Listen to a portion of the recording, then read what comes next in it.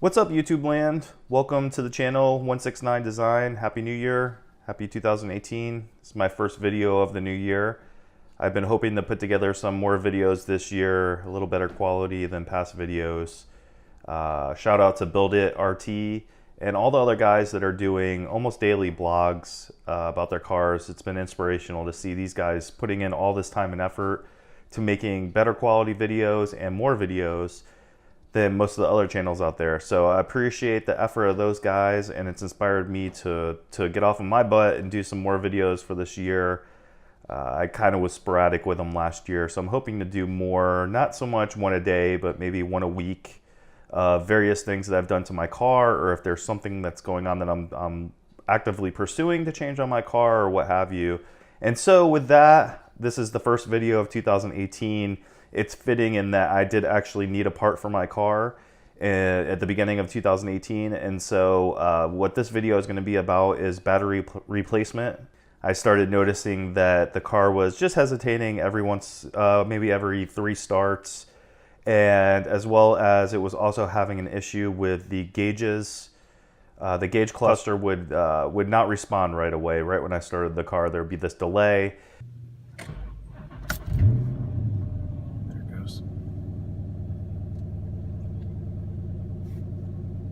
Did some asking on one of the Facebook forums that I'm part of, and everyone said, oh, it's your battery. It's got to be your battery. So this is the process of replacing the battery, which battery I chose and why.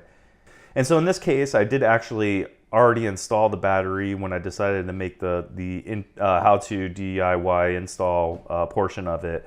And so I was going to write it off as I'm not going to make a video of it since I already did it. But again, I've been inspired by the other guys doing daily videos. So I decided to basically reverse the steps, even with the new battery in, just to show you guys how to install it. I know it's a pretty rudimentary basic thing to install a battery, but there is 1 or 2 steps that are a little different.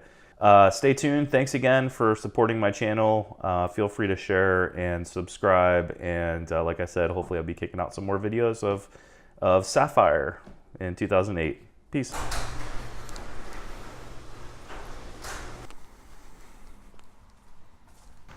All right, guys, so step 1 is obviously emptying out your trunk so you can get access to the battery, which is right under there. So let's get all this stuff out and I'll show you where the battery is.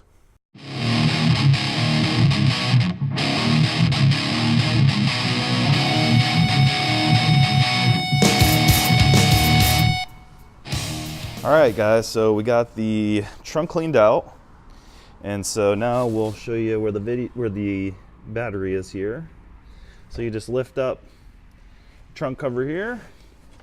That's where the battery lives, right underneath. Let me get my show sign out of here. I'll put this over next to the rest of the stuff. So step 1 is going to be removing this cover altogether. That's going to give us more access to the battery. We're also going to take out the spare tire. Again, that's just going to give us more access and make it easier to do what we need to do. So let me get those out and we'll go to step 2. All right, so now we have complete and total access to our battery. So this is the battery here. And of course you have your negative terminal and your positive. You take off this cover here and that will give us access to the positive, and we'll take off this one. Give us access to the negative one. So disconnect the negative terminal, and then step 2 is disconnect the positive terminal. Always do it in that order. Never disconnect positive first. That could cause some problems. So I'm going to get my wrenches and we'll get these off. All right, so I got my wrenches here. Now mine's I have replaced this nut. I stripped it, I think, the first time I was disconnecting my negative battery cable here. So mine's a 7/16, but yours is a 10mm. So of course, you know, I mean, this is typical. Just get these undone here. All right, so negative is disconnected. Let's do the positive. So this one is still the 10mm, so gotta wiggle this puppy, get it off. Could be on there kind of tight, so got it off. Just took 2 hands. So positive cable off. Okay. So now we got both the terminals off. Now this is, let's see if I can get it in there. There you go. Okay. Now this is called a vent tube, and this is what makes this installation a little bit different. Kind of hard to get a perfect view, but there you go. So basically this is just a tube that vents to the outside of the car, and I'm not exactly sure why, like what the purpose of it is. I'm guessing it has something to do with the acid that's used in this, the lead acid that's used in this battery, and it maybe vents it to the outside of the car instead of possibly filling up your trunk and your cabin and us all dying while we're going on a drive. So this is really simple. You just wiggle it and it pops right out. You can see it's just a T-fitting with the tube, and the tube runs underneath the car. So this will be your next step. You disconnect this, and then step 4 would be you have this little strap here, and this is just a battery tie down to keep the battery in place. So you simply just lift up, or actually push in this little lever, and you can see this just slides, and then it just, there's a little, if you can see that, there's a little ridge here that this fits over, and it clamps it, and then you pull it tight to keep it secure. So once you get that off, then you just have this 10mm bolt and bracket that we'll take out, and then the battery will come out. All right, got my trusty extension here, and we'll get this bracket out. Right, there's your 10mm bolt. Just put it off to the side here, and then we should be able to pop this bracket right out. Put that to the side. All right, now the battery is completely free. Now on this replacement battery, it has a handle. Very nice that it has a handle, and it just comes out. So I'll kind of put these side by side. So this is the new one. That's the original MOPAR battery.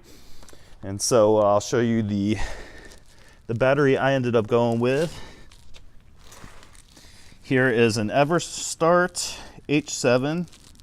And this one is bought at your local Wally World, Walmart. And so after installation, I'll tell you why I went with this battery, and how it's performing so far, and what my thoughts of it are. So putting it back in, it's just the reverse directions. I don't necessarily think I need to show you, since I showed you how to take it out. It's the same putting it back in. Now I did want to point this out, and let me get the piece. With this battery, when you buy it, it will come with this cover on the positive terminal here. Now what you're going to want to do is, and I actually didn't realize this when I first put it in, so I'm actually glad I'm doing this this DIY, since I didn't do it 100% correct the first time. But there's this plug that's molded into this cover, and so what you're going to want to do is pop this plug out. Let's test my finger strength here. Okay, it sucks. Oh, okay, got it. All right, so we'll just put this to the side because I'm going to reuse the stock one anyways. But the important thing here is that you want to take this plug and you want to plug the opposite side that there is no vent tube. Simply just push it in there like so, and that will plug this side up, so all of it's venting through the battery, down through the tube, and out the car. So hopefully that's a good little tip. Let me get this puppy back in, and I'll show you another little thing, a custom little thing. I say custom, it's really cheesy, but something that I did that I had to modify a little bit to make work. All right, guys, so I got the battery back in, and so now I was going to show you my little tip here. So as I said, for the positive battery terminal, I was going to reuse the stock cover. And so it just has these 2 little prongs, plugs in right here on top, and covers the positive battery terminal. From the factory, there was nothing covering the negative terminal. It's really not that big of a deal. But since this battery did come with this cover, I did want to put it on there. And so what I had to do is I just had to cut out these notches, because pretty much it was the same as this. You can see it's solid. And so in order to make this fit onto the negative terminal, And there's same thing, 2 prongs, just holds it into these 2 holes. It's kind of hard to see in the video, but and so yeah, you just have to notch it, and then you just pop it on. You got the negative covered now too. Like I said, not a big deal. Nothing's, you know, it's covered, it's contained, nothing's gonna touch it. But I just thought I'd, you know, since it came with it, I'd modify it to make it fit. And so let me get everything put back in, and then I'm going to talk a little bit about the battery, why I chose this one, how much it cost, and my impressions of it so far. All right, guys, now that I'm back inside, I'll show you the battery I chose and why I chose it. And so what I did is I did a search for Dodge Charger battery and poked around a little bit. And from what I saw, it seemed that most people that bought the factory battery didn't have great results, actually, which is surprising. But what I did come across is this post on Challenger Talk, and this guy did a great write-up and basically said any battery that is made by Johnson Controls here is a good battery. And just so happens that the EverStart Max H7 is sold in Walmart and has a 5-year warranty and sells for $139. And so that's what I used to guide me towards that battery. Did some more poking around about what people's thoughts were on the battery and reviews and such. And everything I saw was pretty positive. I mean, of course, there's the occasional, the battery only lasted 12 months, which I think can happen with any battery, whether it's from the OEM supplier or if it's from Walmart or AutoZone or what have you. So there you go. That's why I came to that conclusion. And I hope this video was useful for some people. And or maybe you just wanted to watch a video about replacing battery. I don't know. But there you go. There's my write-up. And like I said, hopefully more videos to come soon. So stay tuned.